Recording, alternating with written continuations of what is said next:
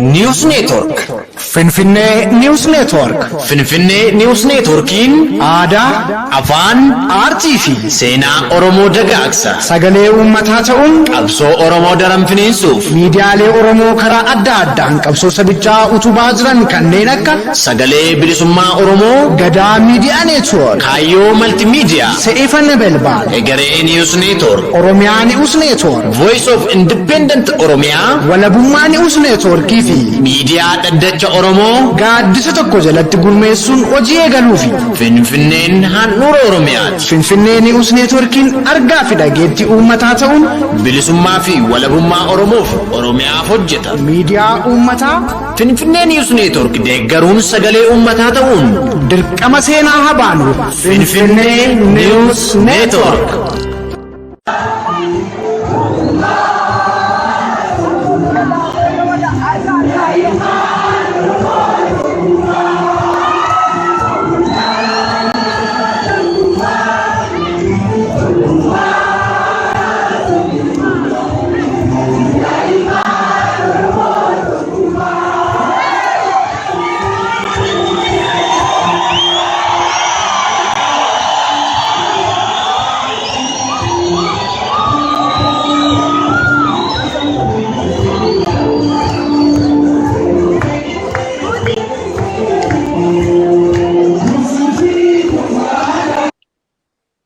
Shama daawwattoota keenya jaallatamoo kabajamoo akkuma beekamu walabummaa News Network kuni egaa sagantaa adda addaa haala yeroo irratti qabannee dhiyaannee jirra. Sagantaa keenya hanga dhumaatti akka nu faana turtan abdii guddaan qaba. Egaa wanni har'a irratti mari'annu dhimma haala hidhamtoonni keenya lagannaa nyaataa godhanii fi dadhabbinni isaan irratti gahee miidhama gariin dhukkuba sukkaaraa qabaa, gariin dhiibbaa dhiigaa qabaa. Kanarratti wal qabatee uummanni Oromoo fi qeerroo fi qarreen kan biyya keessa jiruu fi kan biyya alaa jiru maal akka gochuu qabuuf qeerroo fi qarree Oromoo finnee mari'achiisaa jirra. Baga nagaan dhuftanii affeeramtoota keenya. Egaa akkuma beekamu haala amma keessa jiru keessatti hidhamtoonni keenya nyaata lagatanii jiranii. Kanarratti mee akkamitti ilmaan Oromoo yeroo lagannaa nyaataa gochuun isaanii kun maalirraa maddee ofii dhafuu mana hidhaa jiranii? Uummanni Oromoo kan biyya alaa jiruu fi kan biyya keessa jiru kan mana hidhaadhaa ala jiru kun maaliif waan kanarratti dhiibbaa gochuu didan kan jedhurraa immoo gaaffiin isaanii maal jettanii yaaddu kan jedhuu fi akkasumatti mana murtiitti yeroo baay'ee deddeebisaa jiru. Mana murtii kana akka seera biyya Itoophiyaa sanitti yeroo sadii olitti namni tokko abbaan alangaa tokko nama yeroo isaarraa dabarsuu hin danda'u jechuudha. Kanarraan kan ka'e hidhamtoonni keenya akka waliigalaatti obbo Jawaar Mohaammed, Baqqalaa Garbaa namoonni mana hidhaatti argaman guutummaan guututti nyaata lagatanii jiran. Akkasumatti hidhaa obbo Koloneel Gammachuu Ayyaana irratti bakka addaatti hidhamuu isaatirraan kan ka'e irraani kana waliif sagalee ta'aa jiran jechuudha keessatti. Kanaafiyyuu Oromoonni biyya keessa jiranii fi mana hidhaadhaa ala jiran kun dhimma kana akkamitti ilaaltu? Dhimma kana maaltu furmaata kan jedhu irratti yaada keessan akka nu qoodaniif isin affeerre rakkoo qabu. Okay. Basically, አይኔ በጣም አብጧል፣ ፊቴ ሁሉ አብጧል። በጣም ሳለቅስ ነበረ። ሲጀመር የነሱን ረሃብ እኔም ፊል አድርገው ብዬ ከትላንትና ጀምሮ ያለ ምግብ ቤት ውስጥ ቁጭ ብዬ ነበረ እና ምን ያህል እንዳመመኝና ምን ያህል እንደተጎዳው እኔ ነኝ የማውቀው። እነዚህ ሰዎች ደግሞ በእስር ቤት ሆኖ ያ ሁሉ ጫና ያ ሁሉ ነገር እየተደረገባቸው 5 ቀን ሙሉ ያለ ምግብ በበሽታ በዚህ አይነት ኮንዲሽን መሆን ማለት ለኦሮሞ ህዝብ ነው ይሄ ሁሉ ነገር እያደረጉ ያሉት። ግን የኦሮሞ ህዝብ ግን ይሄን ሁሉ ስቃይ እነሱ እዛ እስር ቤት ሆኖ ሁሉ ይሄንን ሁሉ ስቃይ ቀብሷቸውን እንደዚህ ያካሄዱ ይሄን ሁሉ ነገር ያደረጉ ኦሮሞ ጸጥ ብሎ በዚህ ሰዓት መቀመጥ ማለት ለኔ አይገባኝም።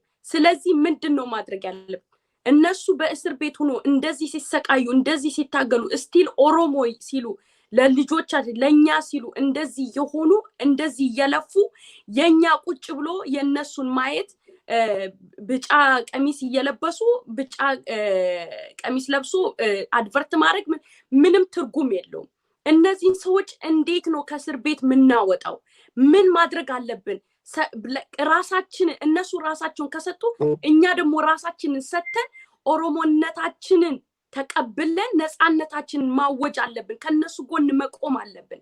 እነዚህ ሰዎች እኔ አጫሉ ከሞተ በኋላ ጀዋር ሲታሰሩ 2 ቀን የሚቆዩ እንኳን አልመሰለኝም። 2 ቀን እስር ቤት የሚቆዩ አልመሰለኝም እንደ ኦሮሞ ሁኔታ ማለት ነው። ስለዚህ አጫሉ ሲሞት አይተን ኡኡ ብለን ገባን። አሁን ደግሞ እነዚህ ሰዎች ደግሞ ታሰሩ። እስቲል ታስሮ ራሱ እዛ እስር ቤት ውስጥ ነው በዚህ ህመም በዚህ ድካም በዛ ላይ በሚደረግባቸው ንቀት እየተረገጡ እየተገፉ ይሄ ሁሉ ነገር የሚደርስባቸው ለኦሮሞ ብለው ነው። የተመቻቸ ኑሮ ያላቸው ሰዎች ናቸው። አሜሪካን ድልት ያለ ኑሮ ሲኖር የነበረ ነው ጀዋር። በሞቀ ውሃ ታጥቦ ያደገ ልጅ በስነ አልፈልግም ነፍሴን ይውሰዱት ለኦሮሞ ነው ምኖረው እኔ ለኦሮሞ ሞታለሁ ብሎ እስር ቤት ልሙት ማለት ነው። እስር ቤት ውስጥ በራብ በዛ ስቃይ ላይ ያለ ምግብ 5 ቀን መቆየት ማለት በበሽታ ላይ ልሙት በቃ እኔ ህዝቤ እንደዚህ የሚሰቃይ ከሆነ እኔ ልሙት። እነሱ እኔ ልሙት ካሉ እኛ ግን እዚህ ተቀምጠን ምንድነው እየሰራን ያለነው? እንደ ኦሮሞማ ነው ወይስ ነፃነትን አንፈልግም? መታገል አለብን። እነዚህ ሰዎችን ከዚህ አረማዊነት ከዚህ ስቃይ ማውጣት አለብን። ሆ ብለን መነሳት አለብን። እንዴት ነው የምንነሳው ካልን አንደኛ ነገር ሁላችንም አንድ መሆን አለብን። የኦሮሞ ፍቅር በልባችን ውስጥ ታቱ መሆን አለበት፣ ቅርጽ መሆን አለበት። ምንም ማለት እነሱ አንድ ሆነው ነው ዛሬ እስር ቤት ውስጥ እንዲህ ስቃይ የሚበሉት። እስር ቤት ውስጥ እኮ እነሱ እኮ ዛሬ አንፈልግም ይሄን ቀብሶ አንፈልግም በቃ የራሱ ጉዳይ ነው ኦሮሞ ብሎ ወጣው ስልጣን እንደውም ተሰጥቷቸው ምን የመሰለ ኑሮ ይኖራሉ እነዚህ ሰዎች።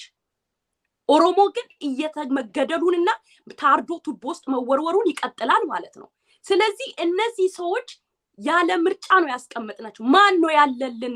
እነሱ እስር ቤት ውስጥ ነው ሲታገሉ ማን ነው ያለልን ብለው ሲያስቡት እኛ እነሱ ኦሮሞ አለልን ብለው ነው። እኛ ግን እዚህ ውጪ ሆነን የምናየው እንደ ኦሮሞነት ምን እየሰራን ነው? ምን እያደረግን ነው? ቁጭ ብለን ፌስቡክ ላይ መለፍለፍ ወይ ደግሞ እንደዚህ ማለት ቢጫ ልብስ መልበስ መስፈን ቲክታክ መስራት ምናምን እሱ አይደለም። ትክክለኛ ቀብሶ ማድረግ አለብን። አንድ በውጪው ዓለም በመናቅ ዕውቀት ያለን በዕውቀታችን ከውጪው ዓለም ጋር መነጋገር አለብን። ኢሜል መደራረግ አለብን። ወይ ገንዘብ አዋጥተን ሎየር መቀር አለብን። ስንት ባለ ሀብት አለ የኦሮሞ። የትግራይ ህዝብ እኮ ገንዘቡን አውጥቶ ሎየር ገዝቶ አስቀምጦ እኮ ለህዝቡ የሚከራከር ህዝብ ነው። ገባ ህዝቡ ቆሰል እንደ ብዙ ድራማ እየሰራ። ስለዚህ በምንችለው አይነት መንገድ ዕውቀት ያለን በዕውቀታችን፣ ገንዘብ ያለን በገንዘባችን፣ ኃይል ያለን በግሩፕ በፍቅር ወተን መታገል አለብን። እነዚህ ሰዎች ማስፈታት አለብን። እነዚህ ሰዎች ከእስር ቤት መውጣት አለባቸው። ለምንድን ነው እነሱ እንዲመገቡ እነዚህ እስረኞች መፈታት አለባቸው። የኦሮሞ ደህንነት መጠበቅ አለበት። ይሄን ለማድረግ ኦሮሞ በአንድ ላይ ብሎ መነሳት አለበት። አንድ መሆን አለበት ኦሮሞ። ይሄን ነው ምለው። በጣም አመሰግናለሁ ዋኑፊ። ኤጋ አኩመ ቤከሙ ሜ ያደት ደበልቱ አቲ ኬሪያ ዋኑ ቡሌቲን ተንጀት ባየ ለጴ ነው መጨብሳ tokkummaadhaan ka'uu qabna jetti. Mee ati yaada kee asirratti dabalme? First lady waan ta'eef. Hayyee carraan gootee nu affeeruu keetiif walabummaa hedduu galatoof jecha akkasuma daawwattoota keenya bakka jirtanitti nagaan koo kabajaaf jaalalaa isiniif haa baay'atu. Share like gochuudhaan yaada keenya nu deeggaraa jedha. Akkasuma Muniir illee carraa dubartootaaf jettee kabaja nu gochuuf baay'ee ulfaadhu. Ani waanuma tokkoo fi lama dubbachuun barbaada. Ija jirtu qoricha buusanii jetti Oromoon yeroo mammaaktu jechuudha. Kana jechuun dursa lubbuuf waan jedhamudha. Amma yeroo ammaa hayyoonni keenya akkuma beekamu mana hidhaa keessatti lagannaa nyaataa guyyaa 5ffaaf itti fufanii jiranii. Guyyaa 5 miti nyaanni sa'a tokko yeroo namarra darbe miidhaa akkamii namarraan gaha ka jedhu hundumni keenya tilmaamuun salphaadha. Kanaaf akka kootti furmaata ta'a wanti jedhee ofii kooti itti yaade yoo jiraate uummanni keenya Oromoo qeerroo fi qarreen muraasa osoo hin taane namni Oromoo ofiin jedhuu fi Oromummaan itti dhagahamu guyyaa boruu irraa kaasee ganama akka lafti bariite irraan tarkaanfii fudhachuu qabu yoo jiraate iddoo jiruu buqqa'ee naannaha mana hidhaa sanitti argamanii qeerroo muraasa achi dhaqanii rukutaman osoo hin taane abbootiin amantaa kamiinuu keessa jiran amantii waaqeffannaa amantaa ortodoksii amantaa pheenxee amantaa islaamaa jedhaman hundumti isaanii hayyoonni kun hayyoota amantiidhaafis eenyummaa fi lammummaa fi maalummaa namummaa biyya saniitiifis fayyadan waan ta'eef kan yeroo ammaa mana hidhaa keessatti dararamaa jiran isaan cinaa dhaabbatanii nyaata akka nyaachuu qabanidha. Lammata yoo kunis hin milkaa'u yookaan hin danda'amu ta'e beektonni keenyaa fi hayyoonni keenyaaf manguddoon dirqamaan deemaniitu isaan nyaata nyaachisuu qaban. Maaliifuu isaan yeroo ammaa eenyummaa ofiitiif jecha eenyummaa saba isaaniitiif jecha miidhaaf dararaa lammii isaanii waan isaan jibbisiiseef nyaata irraa uf dhogganii jiran. Yaa ta'u malee akkuma beekamu fakkeenya yoo fudhannee jenne obbo Baqqalaa Garbaa, Shamsuttiin Xahaa fi Hamzaa Booranaa dhibee qabu. Dhibeen isaanii kuni dawaa fudhatu. Dawaa namni fudhatu osoo hin nyaatiin osoo bishaan hin dhugin dawaa fudhachuun akka hin danda'amne even dhibee biraa miti. Mataa nama dhukkubee dawaa fudhachuun panadoolii fudhachuun hedduu ulfaataa akka ta'e hundumti keenya tilmaamnee isaan nyaata dirqamatti nyaata akka nyaachuu qabanii fi lubbuun isaanii nu baraaramtee fuulduraaf akka nuuf yeroon isaanii urmiin isaanii nu qusatamtu gochuun hunduma keenya irratti dirqama namummaa fi lammummaa nurratti ta'uu qaba. Qeerroo fi qarreen abbootiin amantaa hayyoonni biyya keessa akka carraa ta'e nu dhageeffachaa jirtan hadaraa Oromummaa hadaraa namummaa isinitti haa ta'u kana gochuu qabdaniin jedha. Hayyoota keenya biyyoota garaagaraa keessa jiran abbootii qabeenya anarraa haa ta'u eenyuma hundumti keenya yeroo ammaa waan gochuu qabnu wayaan keelloon soolishiiniin fidu hin jiru. Wanti jiru bifa barreeffamaan dhaabbata garaagaraa dhaabbata mirga namoomaa akkasuma dhaabbata qaamni dhimma waan kanaa ilaallatu hundumaaf gabaasa gochuu fi akkasuma waboota kittii qabnu bira dhaabbachuun ammaa fi amma gizee awunoo kajarri jettu suni amma ta'uu qaba. Dursaayyuu waba waan jedhamu dhagahuullee hin feenu birallee dhaabbannee hin beennu hanga har'aa jechuudha. Anarraa jalqabe ofirraa yoo jalqaban bareeddi waan ta'eef dubbiin jechuudha. Keelloo maali jennee hiriira gochuun gochaa turre.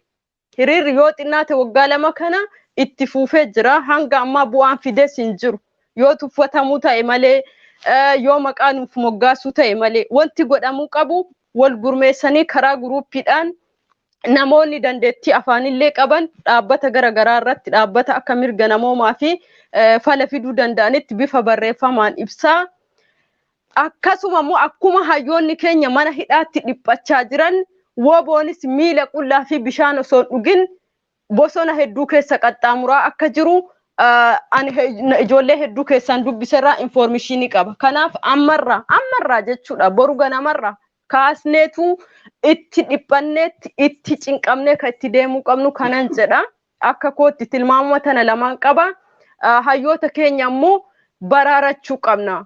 Bilisummaallee kanuu fiduu danda'an nullee jiraachisuu kan danda'an yoo lubbuun jiraatani. Lubbuun isaaniitu bifa kanaani nuuf bubbulaa hin jirtu. Hedduu nama yaachisa. Dhugaa dubbachuu yoo ta'e baay'ee ani wantummaan dubbannullee harkaa nu badaa deemaa jira. Sammummaan keenyallee nu hadoodaa deemaa jira.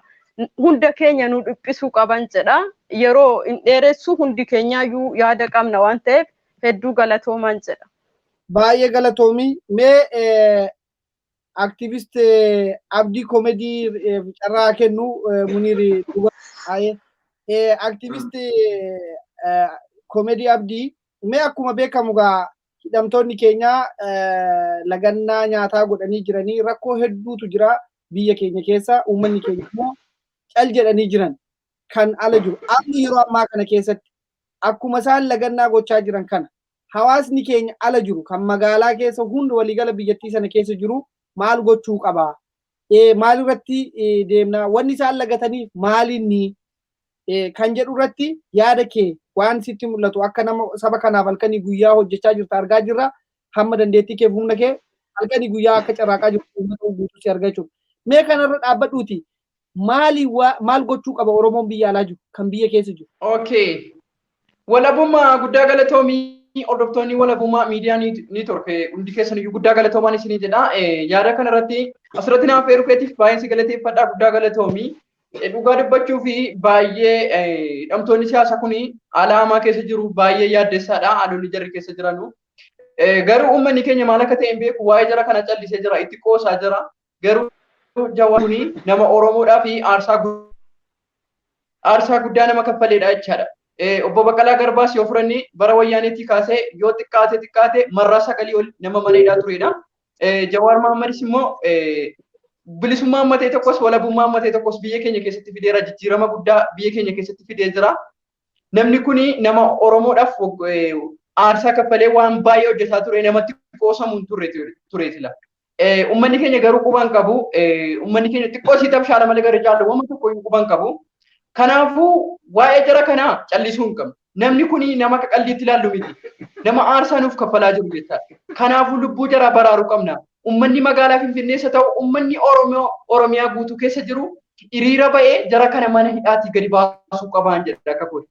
Fakkeenyaaf nama lubbuun jiru, nama mana hidhaa keessa hin jirre, nama iyyuu akka fedhetti bashannanee jiraataa jiruuf hiriira ba'aa jirtu garuu qabsaa Oromoo tokko nama isiniif wareegama qaalii kaffalaa jiru kanaaf akkamitti hiriira ba'uu dhiistanii xiqqoodhuma siin saalfattanu. Namni kun immoo maalluuf hojjechaa ture? Jijjiiramuu isin immoo irra biyya kana keessatti badhaadhina jettanii ittiin iyyuu daratti naffaatanii akka feetan akka jiraattan iyyuu kan isin godhee jedhee Jawaar Mahammadii qabsoo Baqqalaa Garbaatii qabsoo Jawaar Mahammadii qabsoo hayyoota Oromoo fi qabsaa'ota Oromooti waan ta'eef har'a gaafa daratti naffaatanii qabsoo jijjiirama uummanni kun fideen qabsoo uummanni kun qabsaa'ee fideen qabsoo hayyoonni kun qabsaa'anii finnaan badhaadhina jettanii daratti naffaatanii akka feetanitti jiraattan wayyaanee biyyattii isin irraa galchanii akkasiin ballifattanii aangoo ballifattanii jiraattan kan isin godhee jedhee qabsoo obbo Baqqalaa Garbaa waggoota 9 ol godhee fi qabsoo Jawaar Mahammadii waggaa 5 keessatti qabsaa'een akkasittiin jireenya babal'ifattanii jiraataa jirtu jechaadha. Kanaafuu uummanni Oromoo biyya keessa jirtanu namayyuu akka fedhetti bashannanee jiraataa jiruuf hiriira ba'aa jirtu. Nama lubbuu isaa immoo dhabaa jiru. Nama isiniif wareegamaa jiru kanaaf maaliif hiriira hin baane? Hiriira bahuu qabduun isiniin jedha. Fakkeenyaaf nama kutachiisa dhufaa dubbi. Abdii nama kutachiisa walabummaa maali ni beektaa? Yeroo namni akkasittiin sii qabsaa'e yeroo namni uummata kana bilisa baasa, uummata kana walaba baasa jedhee uummanni kun of ta'ee akka inni jiraatu, uummanni kun biyya kana irratti akka inni abbaa ta'ee jiraatu godha jedhee yeroo namni yaadu garuu yeroo namni sirratti qoosu abdii si kutachiisa waan ta'eef. Kanaafuu uummata kana irratti hin qoosinaa, lubbuu uummata kanaa baraara. Akkasumas immoo dhaabaa adda bilisummaa Oromoo WBOs haa ta'u uummanni Oromoo waan qabdan gargaaraan isiniin jedha. Sana malee qabnu tokko hin jiru. WBO malee wanti nuti qabnu tokko hin jiru. Namni illee tarsiimoo fi imaammata gaarii baasee uummata kana hiriira iyyuu baasee kanaafuu kanan isinii jedha guddaa galatoomaan rakkoon torkii saddaan kukkutanatti fakkaata. Egaa mee Muniir waan kana obboleeyyan keenya kaasanii jiru waan amma ani gaaffii xiqqoo isarraa addaa si gaafadha. Mee fakkeenyaaf uummanni nuti akkuma obboleettiin keenya jalqaba kaasanii keelloo huccuu keelloo kana bituurra ijoolleen kuni bifa kamiin akkamittiin qeerroon gurmaa'ee qindaa'ee karaan cufamee at least dinagdeen biyya san keessatti uummanni bittaa gurgurtaa lagannaallee akkatti godhamu maaf gochuun dadhabame akka uummanni Tigraay gama hundaan of ijaaree mootummaa san irratti dhiibbaa addaa gochaa jira. Kanaaf kanarratti wayyaa kana bitachuu caalamu akkasittiin waan kana hojjechuutu caalamu yoo karaan cufamee mana barumsaallee dhaabanii magaalaa hundarraa'uu akkuma amma qabsaa'onni keenya gaaffiin isaanii hidhamtoonni keenya seeraan ala manni murtii kun itti taphachaa jira. Seerri olaantummaan seeraa akka kabajamu jedhanii uummanni hiriira kanarratti bahee hiriira kanarratti gurmeessanii hojjechuutu caalamoo huccuun amma mallattoodha jedhame kun jijjiirama maalii fiduu danda'a akka keetitti? Moo yoo uummanni gabbahee qabsaa'ee kan jijjiiramni dhufettee yaadda? Atis akkuma gaaffiin asii na gaafatte addaa ani garuu asoo gaaffii kanatti seenni waaniin quba qabu tokko dhibbatti jechuudha. Fi rakkina tokkoon dura dubbadha. Rakkina warra miidiyaa ta'uuti. Afooshaan jaanan qabsoota warra qabsoo gaggeessaa jiru asoo hin taane warri miidiyaa saatalaayitii qabu. Amma kun sooshaal miidiyaadha. Kun amma yeroo gabaabduutti gaagisee saatalaayitii laqee inshallah warri saatalaayitii irra jiru kun tokko wayyaaniif hojjechaa jira tokko achumaa lameen jiru sanis afooshaa miidiyaa kanarrattis namumaan qabu muraasaa dhufa wal afeeran invite wal godhan especially OMN fi keelloo invite warri keelloo OMN invite godha warri keellootis OMN invite wal godhan na fakkaata. Warruma kana asirratti kanina hayyoota akka dursan akka gaafa Jawaar Mohammad san tarsiimoo lama kaayee hayyoota fidee raabaadoorii qopheessee tarsiimoo lafa kaayanii kanarratti waliin dho'isu yoo hakan dubbanne irra diddibne qabsoon hin deemu. Kutaa hunda keessaa qeeroo lafatti ijaaree guyyaa takkatti kutaa 11 irraa Wallaggaa Shawaadha akkasitti lafatti ijaaraa hin jiran wal afeeraa jiran invite godhaa wantatti jiran akka qiyaati kun abbaan fedhe yoo sodaatan ani wanta akka sodaadhuun hin dubbadha kana. Lammata wanni jiru keelloo kana eenyutiitu waan kanaan gadi dhufe. Keelloo uffachuun right sirriidha. Garuu yeroo ammaan tanaatti yeroo Jawaar Mohammad Baqqalaa Garbaa Jaal Abdii Raggaasaa murtiin isaanii dhiyaatte. Amma fakkeenyaaf Korreer Gammachuu Jaal Abdii Raggaasaa Mikaa'el Booranii fi Lammii Beenyaa bahanii jiran waasiidhaan jechuudha. Wantumaa dite malee poolisii Oromiyaatti dite malee. Yeroo dheeraa kanaa wanti hin jenne yeroo murtiin dhiyaatte keelloo kanaan maaltu gadi dhufe. Ani shiraa keessa jiran jira. Wanni kun gaarii ta'ullee sirrii ta'ullee yeroo ammaan tanaatti yeroo Jawaar Mohammadii fi hogganoonni ABO'tii fi KFO murtiidhaaf yookaan waasiin isaanii yookaan murtiin isaanii wal jala dhiyaatte jeequmsa biraa keessatti akka harkifatu ajandaa biraa uume shiraa keessa jiran jedhan. Akka kiyyaatti yoo feetanis bilchiginaa harka keessaa qaba. Wanna kana aayidiyaa kan kiree sobboonoota fakkaatee uummanni kan shira qabanii jechuu kiyyaa miti. Quban qaban. Garuu aayidiyaa kana kan uummata kakaasaa jiru uummata keessa dhokatee aayidiyaa bilchiginaati. Silaa gaafa san isaan yeloon uffannee tuma dhaqaniyyuu murtii takarra ga'anii turan. Murtii takarratti Jawaar Mohammad fa'a. Ammaas gisee dhufe ammaas waa'uma yelooti. Taargeeta naqachuudhaaf ammaas qeeroo Finfinneeti. Maaliif waggaa ji'a torba guutuu yeloon uffatin eenyu kaas eenyu aayidiyaa kana kireessa godhu ni beektanii. Asirratti waa hedduu jechuun barbaadu isiniif hin tuttuqe. Tika keessaa seenaati. As gubbaa laayifii qofaa osoo hin taane nama biraa fakkaadhaa. Bilchiginaa keessaa seenaa informationaas guurradha. Caluma jettanii laayifii gubbarraa iyyuu miti. Caasaa mootummaa naannoo Oromiyaattis federaala keessaas hanqa dandeessanii wal quunnamtii godha. Maal aayidiyaa kana eenyu fidee ni harkattan. Lafumaa keetii miti kan gubbaan sitti tuqqeessii galee. Wanni kun sirri. Muuvmentiin kun sirri. Garuu ammatti maaliif? Zaa 11ffaa gubbarratti dhumee bara amma booda already dhumee jira bara. Bakka yookaan murtii yookaan wanta bara. Silaa muuvmentii yeroo itti godhamu san kutee jira. Yeroo sanatti muuvmentii fidanii hogganoota keenya dheereessuu fedhamaaf duuba deebisuu barbaadan. Wanta isaanii hanqa filannoo dhiyaate filannoo guyyaa 27 akkasuma fakkaata. Wanti isaa maayyiin isaa akkas. Maaliif barbaachiseedha? Eenyu wanni takka hojii dhufe waan sirrii ta'ullee yeroo tana eenyu gaffidee beekuu qabdu sirrii ta'ee yeroo uffachuun sirriidha. Hogganoota keenya bira dhaabbachuun sirriidha. Zaa 11ffaa gubbarratti eenyu fidee yoo jetteen eenyu dura haa wanna kana aayidiyaa kana kireet godhe yoo jetteen ani hin beeka garuu aayidiyaa kana yoo dubbatte ati marree siin jaa siin dhageen yeroo isaatii miti sila yeroo Oromoo itti ijaaramte yeroo itti hoggonoota murtii hoggonoota eeggatanii fincilatti eegalan jechuudha. Kuni malee yeroo qabsoo karaa nagayaatiin itti oofaniiti miti bakka dhumee jira. Dhumte waan dhume tokko.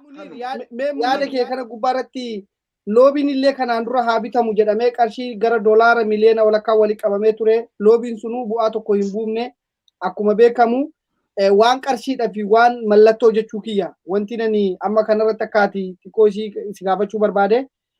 Loobiin haa bitamu jedhamee ture. Loobiin suni hanga ammaatti waan tokko waan inni godhe hin argine. Maaliif jawaariidhaafis mirga wabiilee na eegsifnee fi jawaar akka mana hidhaadhaa bahu hin goone garuu qarshii doolaara miliyoona walakkaa. Otoo doolaarri miliyoona walakkaa sun biyya keessatti barattoota Oromoo fi yookaan immoo barsiisota Oromoodhaaf yookaan ilmaan Oromoo ittiin ijaaramee jiraate maal ta'uu danda'a?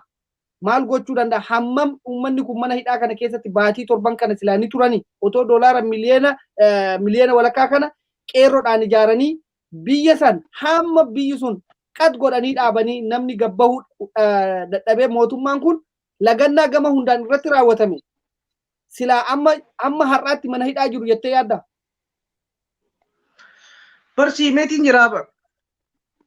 Laal yeroo namni ji'a guutuu karaa cufnee qeerroo meeqatti wareegamte karaa cufuurraa lagannaa wantarra siistama yookaan karoora biraa tarsiimoo biraa haayuudha malee tarsiimoo qabbanootu tan hoggonootuma hidhatti guurtu yookaan deeggartoota ija qeerroo jajjabduu Finfinnee keessaa hidhatti guurtu malee kun amma lafaa kee nama dila kana hidhuun barbaadu mootummaan akkanuma lafaa kee amma kin mijaa'e keelloo uffatanii hidhatti guuru akka masarat dhaabaati dheeraa suutiidha heedarii baarre sababa harkate amma waa'een jawaarfaa irraafamte waa'ee kanaatti eegal maaliif barbaachise yeroo ammaan tanatti yeroon ammaa miti sila yeroo ammaa miti handugaan isini yeroon amma tarsiimoo jabduudha bakka tarsiimoo duufi jiraachuu keessadha malee waan sassalbaa kanaanii miti gadi boo'a qaban waan jabduudhaanii gadi boo'a qaban mootummaan kun Oromoo tuffatee jira xiqqoo humna madaalawaa isaa hojii jaarree hoggonoota keenyaaf qabsooyinee bilisummaa keenyaaf qabsooyinee malee waan akka biicaa fi kana ifitte jechuun ta isaanii irraanfatamte ta ammas warra keelloo haasoo eegale yeroon dabree jira wanni akkana kuni sistema wantaati ani bar waan sirriitti beekuu fi bar eenyuutu wanta kana gaffite yooniin jee irra dhaqqabdan lafaa keetii miti kan hin dubbadhu ani hanqa caffeettis hanqa federaalaattis waa hedduun dubbachuun barbaada sistema warri yeroo dura kana yaada kana sabboonaa fakkaatee fide qoratamuu qaba yeroo ammaan tanaatti jechuudha. Baay'ee galatoomi Muniir. Egaa eenyu culullee intala shaashee baga nagaan dhufte mee gaaffiin amma jiru maalinni kaleessa akka abbaa seeraa ogeessa abbaa seeraa haasofsiisnetti waa'ee hidhamtoota Oromoo yookaan immoo hidhamtoota Oromiyaa keessatti hidhaman irratti ilaalchisne abbaan alangaa tokko yoo akkan baay'ate yeroo sadiin olitti yeroo dabarsuu hin danda'u. Sanirraan kan hafe manni murtii namoota hidhaman kana ragaa waan irratti hin argamneef bilisa gadhiisuu qaba. Kan jedhu irratti yaada seera biyya Itoophiyaa keessatti kan konstituushinii Itoophiyaa irratti barreeffamee jirurraa ogeessi seeraa kana nu ibsee ture kaleessa. Mee akka isin akka dhalataa Oromoo tokkotti namoonni kun yoo xiqqaate yeroo 5 yeroo 10 ol deddeebi'aa jiran manni hidhaa kun kanuma Abiyyi ofiisaatiin achi kaa'isan immoo dhuguma biyyi Itoophiyaa jedhamtu kun seera federalizimiidhaan bullaa isa jabeessinaa isa lafatti gadi hiignaa jedhu yeroo haasa'an. Amma wanni kun waliin faalleessu waan isaan amma gochaa jiran kun nama tokko irratti waggaa tokko guutuu ji'a 7 waggaa 2 otoo wanti tokko irratti hin argamin mana murtiitti deddeebisaa jiran. Kanaafiyyuu kanarratti yaada maalii qabdamee biyyi sun dhuguma seera federalizimii kana ijaaruu fi namoota kana hidhee namoonni kun biyya jeeqanii jedhanii waan hin taane propagaandaa oofaa jiran. Mee kanarratti maal jetta culullee intala shaashee? Assalamu alaikum warahmatullahi wabarakatuh. Ilma Oromoo jira jirtu. Galatoomii atillee carraa naa kennitee asirra naaf beeruu kan keetiif galatoomi siin jedha.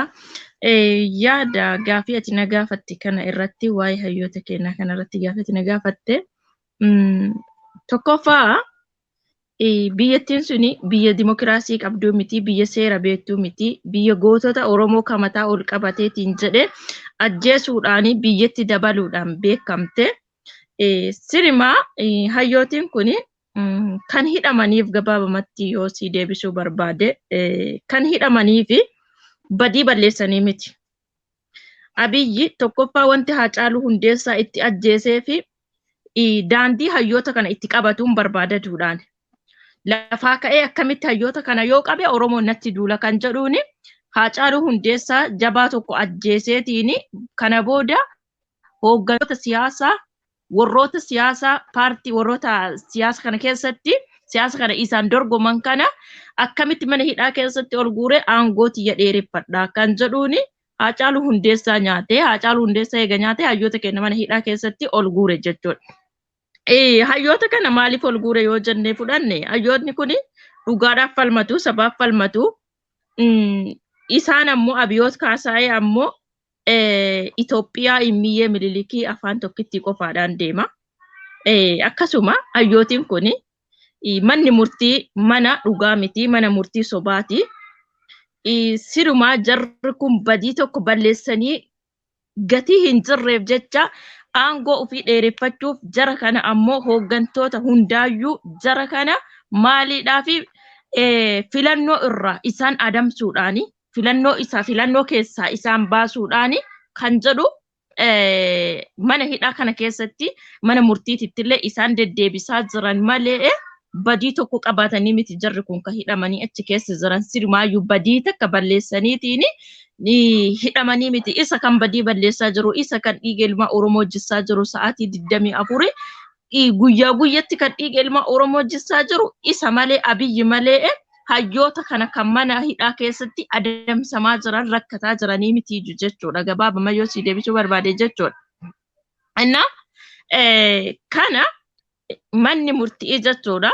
Hanga isiin deebitee dhuftutti gaaffiitti aanutti dabarraa gaaffiin waa'ee amma hidhamtoota kanaan laalchisee hidhamtoota kanaa kan biyya ala keessa jiranii fi kan biyya keessa jiranii walitti qabnee kanarratti marii goonaa sagantaan keenya yookaan immoo ijoon marii keenya kan itti aanu jechuudha. Fakkeenyaaf otoo gara biyya alaatti hin darbiin dura waa'ee dhuma hidhamtoota kanaa gubbaarratti laalchisee paarlaamaan biyya Itoophiyaa ni jira. Paarlaamaan biyya Itoophiyaa kuni hamma mootummaan kun paarlaamaa jechuun godina irraa bakka adda addaa irraa bakka bu'oota uummataa jedhu. Bakka bu'oonni uummataa kuni Abiyyi caala warra aangoo qaban. Gaafa Abiyyi balleesse noo kuniin ta'uu kuni biyya keenya nuti uummata kana bakka buunee dhufne malee si bakka buunee dhufne jechuu danda'u. Kanaaf namni tokko mana murtii kana keessatti yeroo hedduu deddeebi'aa seeraan malee itti murteeffamaa achi keessatti namni ijaajamaa miilaa citaa akkasumatti akka dhalle akka dhashine godhama kun hundi raawwatama. Paarlaamaan biyya sanii keessatti guyyaa tokko waa'een kanaa kaafamee jiru bara jijjiiramaati jedhanii shororkeessa nutu mirga hidhamtootaa sarbe akka dukkana keessatti nutu nama hidhe jedhee Abiyyi Ahmad jalqaba dubbatee ture. Amma gochaa kana gaafa godhan mootummaa jijjiiramaati nuti warra dimokiraasiiti nuti warra federalizimii totoo jedhanii paarlaamaan har'allee afaansaa qabatee hayyoonni kun guutuun achi keessatti ka dhume ka ammoo achi keessatti amma du'aa fi jireenya jidduu jiru hundi cal jedhanii ilaalaa jiran. Dhuguma uummata kana bakka bu'anii sabaaf sablammii bakka bu'anii achi jiru moo? Paarlaamaan kun Abiyyi bakka bu'anii achi taa'an. Kanarratti yaada keessan mee to be honest በአሁኑ ሰዓት አገር ቤት እኔ መንግስት አለ ወይም ደግሞ ፓርላማ አለ ወይም ደግሞ ተቆጣጣሪ ወይ ደግሞ የሆነ ነገር የሚያደርግ ለተፈጠረው ነገር ወይም ለሚፈጠረው ነገር የሆነ ነገር ያደርጉልናል ብለን የምናስበው የምንተማመን ሰው አለ ብዬ እኔ በፍጹም አልገምትም እዛ ሀገር ውስጥ። ምክንያቱም ኤቭሪ ዴይ እኛ በመናደርገው ነገር በሚደረገው እንቅስቃሴ መልስ ከማግኘታችን ይልቅ መታሰር እንጂ መገደል እንጂ ምንም ነገር የለም። ሲጀመርም ሁሌም ደግሞ እኔ ከዚህም በፊትም ስለ የነበረ ነው ሁሉ ጊዜ ኦፒዲዮን ስም እንዳነሳ Okay. Keeriyaa mee akka nama tokkotti bakka bu'oonni uummataa jiru jettee ni yaadda. Yaada kee mee asirratti waan amma ishuma gaafadhe kana akkamitti ilaalta? Paarlaamaan biyya sanii keessatti namni tokko namni maaliif wanni kuni bada lolli maaliif ka'a? Maaf namni kuni murtii hin arganne? Manni murtii federaalaa maaf sobaan nama hidhaa? Abbaan alangaa eegaragaan qabaanne namoota kan akkasittiin itti qabachuu hin qabamu jedhanii waan akka paarlaamaan jiruutti filannoo gaggeeffachuudhaaf iyyuu walii gadi fiigaa jiran. Kanarratti yaada maalii qabdaa? Carranaa kenniteef galatoomi. Biyya san keessatti manni marii bakka bu'oota ni jira gaafii jedhuufi akka kootti hin jiru manni marii bakka bu'oota hin jiru jecha qotaa jechatu jira. Kanaan duras jechuudha sirnoota mootummaa darbanii keessallee jechaan ni jira gochaan hin jiru walumaa galatti argineellee dhageenyeellee hin beeknu. Manni marii bakka bu'ootaa akka seeraa fi heera biyyattiitti illee kan maalii ta'uu qaba? Aangoon kan uummataa ta'uu qaba. Aangoon kan abbaa murtii ta'uu qaba. Amma yeroo kanatti Jawaar fayyadamanii jiranii ragaa qulqulluu irratti dhiyeessee yoo jarri himanni isaanii haqa qabeessa kan ta'u ta'e murtii seera qabeessa argatu wabiidhaan bahuu ta'e ji'a hagana mallaqa meeqatu wabiidhaaf kennama waan jedhuun tilmaamameeti kan gallakkifamu. Garuu biyyattii san keessatti impaayera Itoophiyaa jedhamtu keessatti wanti seera mana marii bakka bu'ootaatiin adeemsifamullee hin jiru. Aangoon kan uumataati wanti jedhamullee hin jiru. Akkasuma immoo abbaan murtiis waan tokko murteessuufis ta'e dhiisuufis mirga hin qabu. Inuma guyyaa irraa yoo dhageettanii jiraattan abbaan murtiitu poolisiin akka hidhu jechuudha. Kan oduun gama siyaas bahaa dhufte jechuudha. Kun maal nutti mul'isa biyya san keessatti mana marii bakka bu'oota osoo hin taane kan hojiirra oolu sirna abbaa irrummaatii fi deeggartoota abbaa irrummaa kan geggeessan qofaani jechuudha kan murteeffamu. Amma kana keessatti nuti waan Muniir kaase tokkorraa jechuun poointii xiqqoon tuqee darbuu barbaada yaada inni kaaseerraa jechuudha. Muniir waa'ee uffata yeloodhaan wal qabsiisee ajandaan kunuu eessaa dhufe waan jedhu kaasee jira. Yaada sirriidha. Maaliifuu tokkoffaa waan tokko yeroo fuunee hojii irra oolchinu ajandaa san eenyu akka nuuf laate. Already erga hidhamanii hayyoonni kenna ji'a 7 ol lakkoofsiisanii jiru. Guyyoota ji'a 7 kana keessatti wanti akkanaa kun hin dhufne. Isaan uffata keelloo uffatanii mana murtiitti dhiyaachaa jiru. Maaliif ji'oota kana dura darbame sani irratti hin hojjetamne waan jedhudha. Yaa ta'u ajandaa gamasii dhufe ta'ee gara keenyaallee bahee ta'ee akkuma jirutti ta'ee xiyyeeffannaa maaf isarratti ta'e yeroo hayyoonni keenya lubbuun isaanii du'aa fi jidduu jirutti maaliif kana qofa irratti xiyyeeffatama? Wanti kun dhaabbachuu qaba. Already gonkumaayyuu dhaabbachuu qaba. Falli jiraachuu qabu hayyoota keenyaaf yeroo ammaa kanatti lubbuu isaanii baraaruuf halkan guyyaa sa'aatiif sekondi osoo hin jenne dhabne hin argannu jechuudha. Boohuun homaa boo'ichi osoo kan galchuuti haa caalu nu deebisa. ይሰማላ ኦኬ እንዳልኩት እኔ እዛ ገህር ኦሮሞ እዛ ገር መንግስት አለ ሚሰማኝ አለ ብጮህ ብናገር ሚሰማኝ አለ የሚለውን አስተሳሰብ ከአይምሮ ማውጣት አለበት። ዳሴ ለኦሮሞ የኦሮሞን ጩኸት የሚሰማ የኦሮሞን ጥሪ የሚሰማ ለኦሮሞ የሚደርስለት ምንም ነገር የለም። እዛ ውስጥ መንግስት የለንም። ምን ጮሁለት ሰው የሚሰማን የለም። እኛ ይጮህልናል ይሰሙናል የምንላቸው ጫካና እስር ቤት ነው ያሉት። አለቀ። ዳሴ ይሄንን ማወቅ አለበት ኦሮሞ። ስለዚህ መታገል አለበት ለራሱ መንግስት ለመመስረት ኦሮሞን የሚያስተዳድር ለመመስረት መታገል አለበት።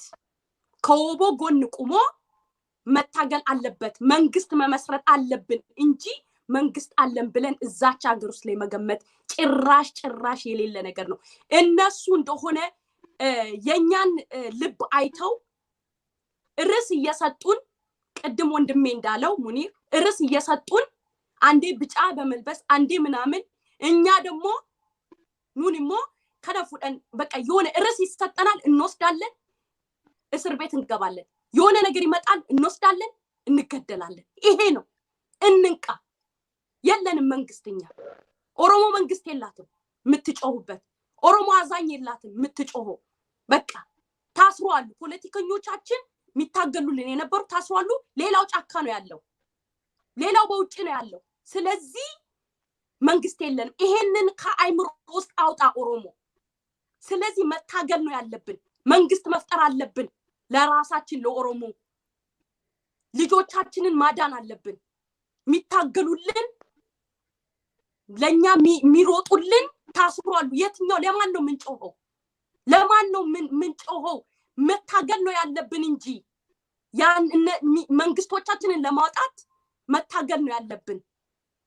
ይሄን ደግሞ ጨርቅ ከመግዛት ኡኡ ከማለት ባዶ ሜዳ ላይ መታገል ነው የሚችለው። ጫካ ገብቶ ያለው በገንዘቡ ታግሎ መንግስት ይመስርት ያቺ ሀገር ላይ ኦሮሞ እኔ በግሌ ኦሮሞ ሀገር መሆን አለባት። የራሳችን መንግስት በራሳችን ህዝብ መታዳደር አለብን። መንግስት የለንም የምንጮኸው። ስለዚህ ኦሮሞ አቁም መንግስት አለኝ ብለህ መጮህ እዛ ሀገር ላይ ይሄንን ነው ምለው። የለም ለኛ የሚጮህ የሚሰማልን ምንም ነገር የለንም። በሌላ በነፍጠኛ ታውጃለች ሀገሯ። የለም በጠላታችን ታውጃለች 4 ኪሎ የለንም። ስለዚህ ይሄንን ከአይምሮ አውጣ። ያለህ መንግስት ወይ የሚታገልልህ ጫካና እስር ቤት ውስጥ ነው ያለው። ያንን ህዝብ ከዛ ህዝብ ጋር ሆነ ከዛ ፖለቲከኞች ጋር ሆነ ከመንግስት ጋር ታግለክ ሀገር እንመስርት። በምንችለው ሁሉ ቆርጠ ተነሳ። ይሄን ነው ምለው እንጂ ለማንም የምንጮህ መጮህ ካለብን በውጭ ዓለም ያለን ለዓለም ድምጻችንን እናሰማ። ጉዳታችንን ነገ ታሪክ ላይ ቢቀመጥ እኛ እንዳልሆንን እኛ ተጎጂዎች እንደሆንን በዓለም አቀፍ ያለን የተማረን ወይም ደግሞ ምንችል በውጭ ያለን ድምጻችንን ለውጭው ህብረተሰብ እናሰማ እንጂ በሀገር ውስጥ ለማንም እናሰማ የለም። ኤክስኪዩዝ እየተቀበልን ትንንሽ የኦፒዲዮ ድራማ እየወሰድን አንገደል፣ አንጨፍጨፍ። እባካችሁን ኦሮሞ ይሄንን ነው ምለው እኔ። ቴንኪው አመሰግናለሁ ለእድል ስለሰጠኝ።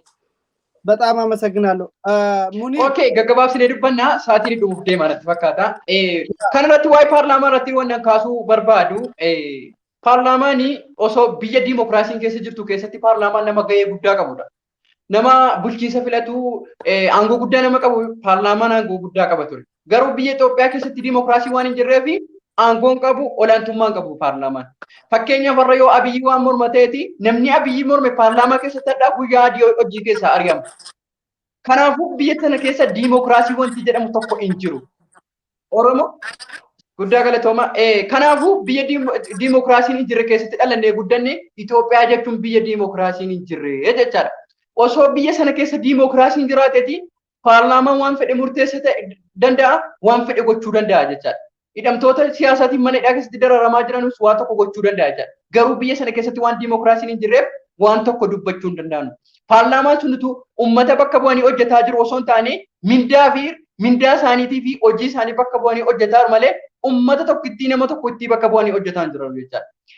Dhugaa qabus immoo maaliif biyya sana keessa waan diimokiraasiin hin jirreef yoo har'a muummicha ministeeraa kana morman guyyaa hojii waa tokko murteessuu nama danda'u miti jechuudha. Kanaafuu jarri kuni ummata bakka bu'anii hojjetaa jiru hojjechuu osoo hin taane of bakka bu'anii mindaa jara qarshii guyyaa irratti fudhatan kana bakka bu'anii hojjetaa jiru malee ummata bakka bu'anii hojjetaa hin jiran jechuudha. Osoo ummata bakka bu'anii hojjetaa jiru ta'eeti osoo biyya diimokiraasii ta'eeti ummanni akkasittiin hin cafacafamu, ummanni akkasittiin hin rakkatu, ummanni akkasittiin mana hidhaa keessatti hin dararamu ture jechuudha. Utuu paarlaamaan jiru paarlaamaan waan fedhe gochuu danda'a, waan fedhe murteessuu danda'a, bulchiinsa illee filachuus hin danda'a, gadi buusuus ol baasuus nama danda'udha jechuudha paarlaamaa jechuudha. Osoo biyya diimokiraasii taateti. Garuu biyyi keenya biyyi diimokiraasiin itti hundeeffamte biyya Itoophiyaa Oromiyaadha. Oromootu hundeesse diimokiraasiidha. Garuu biyya keenya keessa diimokiraasii wanti jedhu tokko hin jiru. Jechumti diimokiraasii yookaan sirna abbaa gadaa kun iyyuu badaadha jechuudha biyya sana keessaa.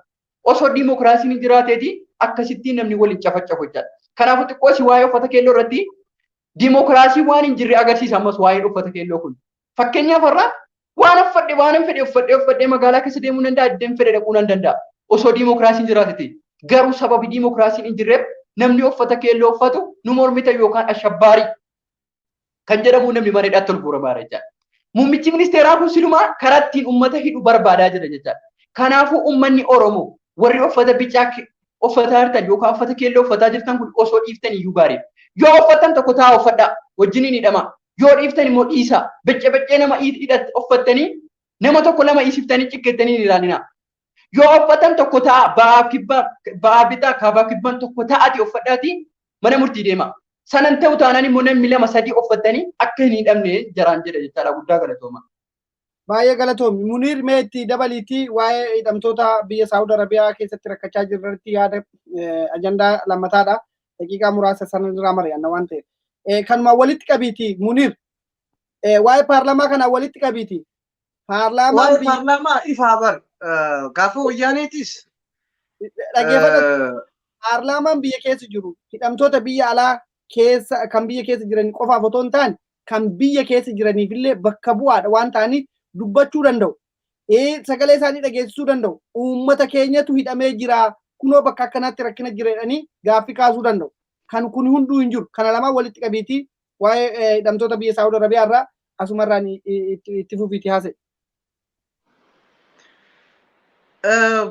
Wanni beekuu qabnu tokko kalee isaas barra uummanni bakka bu'oota uummataa jedhamee dhaqeessan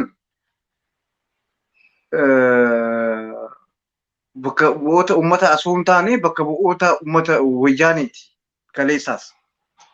Kaleessaas wayyaaneetiitu fakkeeffachuudhaaf addunyaa itti sobuudhaaf nama isa deeggaru kaadiree isaa paarlaamaatti walitti qabatee itti fayyadamaa ture. Bakka bu'oota wayyaaneet turan. Maallaqni kafalamaa fi aqaaqiitti manneen kennameefii jira. Aqaaqii irratti manneen kennameefii jira. Hunda isaanii jechuun 547 gaafa san gaafaan ani beeku san jechuudha.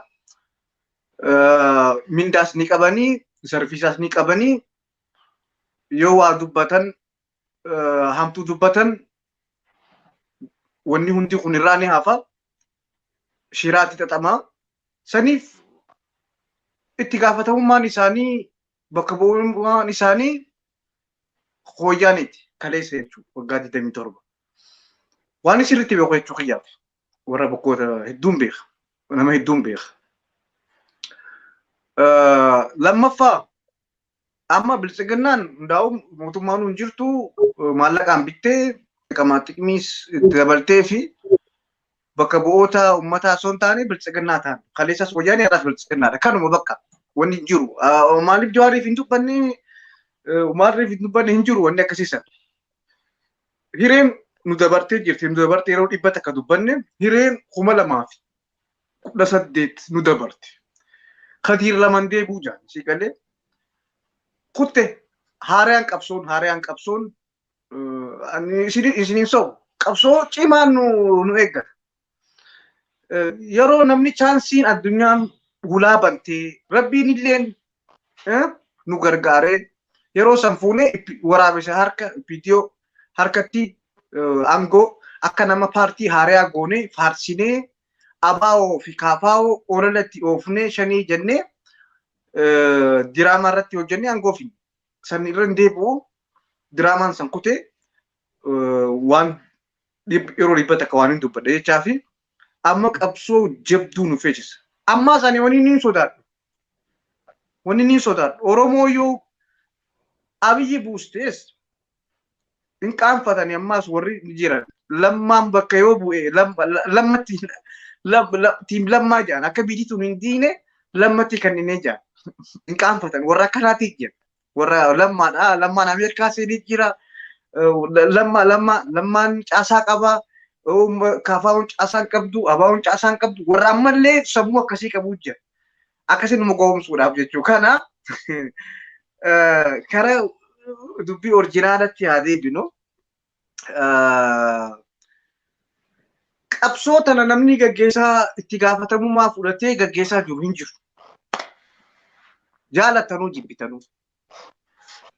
Qabsoo qeeroo tana eega Jawaar Mahammad hidhame booda eega hogganoonni keenya hidhame booda itti gaafatamummaa fudhatee aana qabsoo tana abalu qabsoon tuni jedhanii qoreen tokko teessee qoreen bakka bu'oota kan namni jaalatu ta'anii abaluutu qabsoo tanaan nun deema. Aboo qabsoon durataa hin qabne qabsoon jaamtabu. Bakka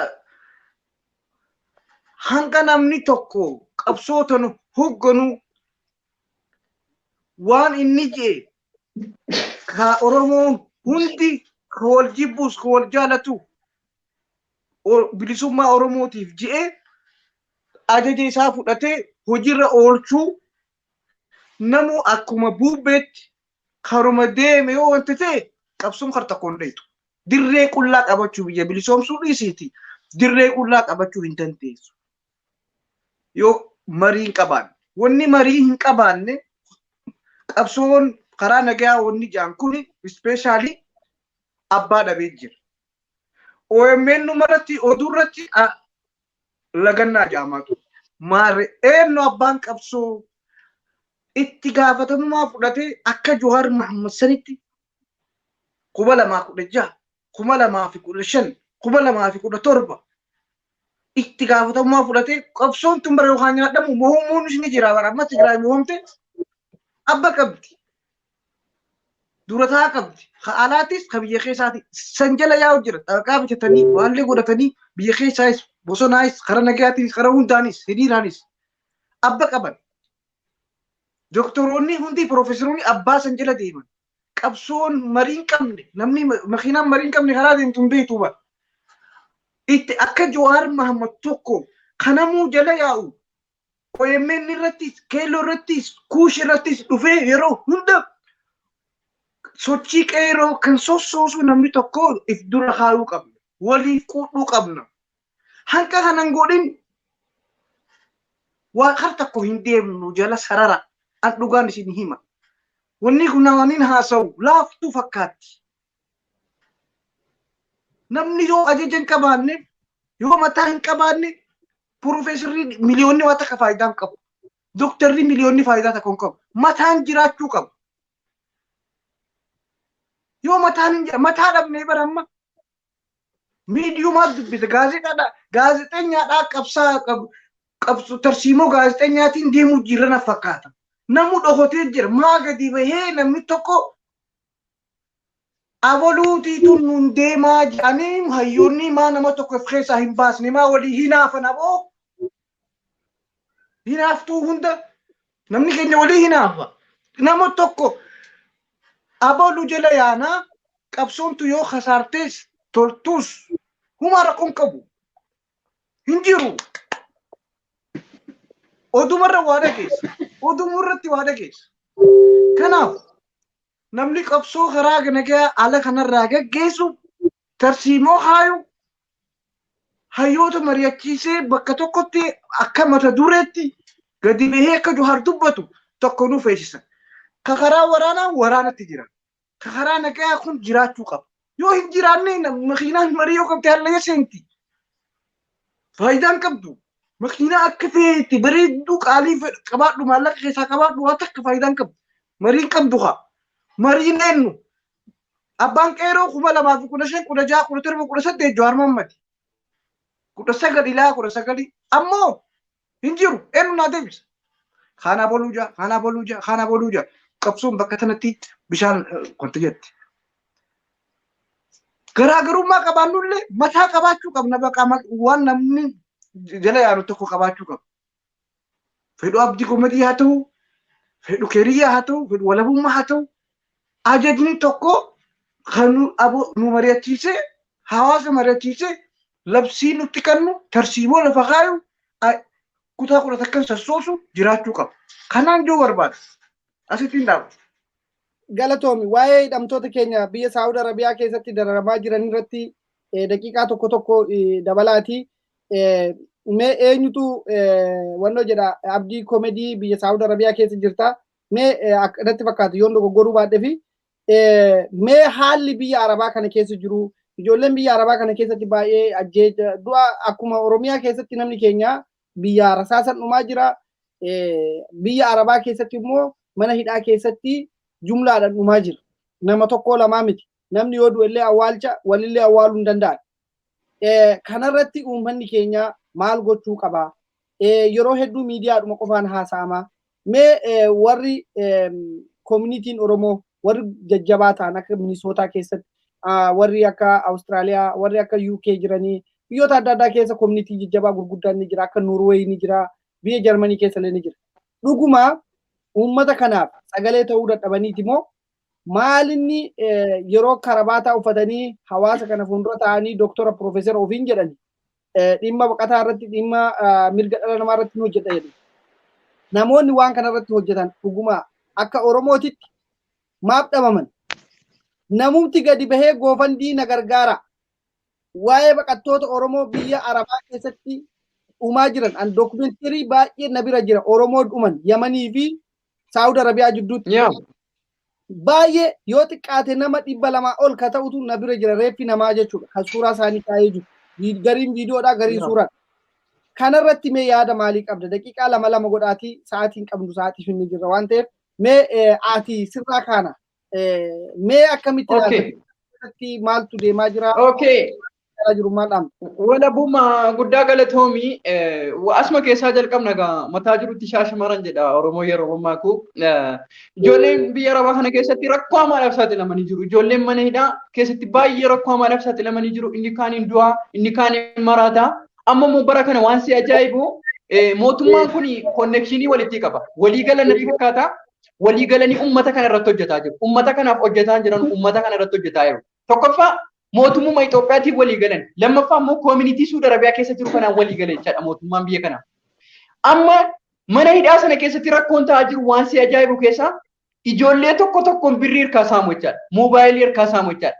Namni baay'een akteeshiin ta'ee jira jechaadha. Hin maraatee jira jechaadha. Namni baay'een hin maraatee inni kaan hin du'aa bakka itti qabaramu hin qabamu baafamee dhuma gatama saree nyaataa waan si ajaa'ibu rakkoo hamaa keessa jirti jechaadha ijoolleen Suud Arabiyaa. Kanaafuu keessattuu ijoolleen Suud Arabiyaa keessa warri mana hidhaa Riyaad jiran tokko fa'i immoo rakkoo hamaadhaaf saaxilamaa jiru jechaadha. Balaadhaarra buluu waan nyaatan hin qabanu, waan dhugan hin qabanu, waan uffatan hin qabanu, uffata waan jijjiiratan hin qabanu, waan dhiqatan hin qabanu rakkoo hamaaf saaxilamaa jiru jechaadha ijoolleen Suud Arabiyaa anumayyuu dabalate. Kanaaf kanarratti koomunitiin fakkeenyaaf mirga namummaa jedhanii uummatumti Oromoo biyya alaa garaa garaa keessatti waa'ee uummata Oromoo kana dubbatullee nu waa'ee keenya takkaan jaraa dubbatu takka argee hin beeku. Maal akka ta'e hin beeku. Nu tuffatan ta'ee hin beeku. Garuu ijoollee Suud Arabiyaa jechuun nama tuffatamu miti. Dhugaa dubbachuu taanaan an biyya kana keessan jira of jajuuf hin ta'u.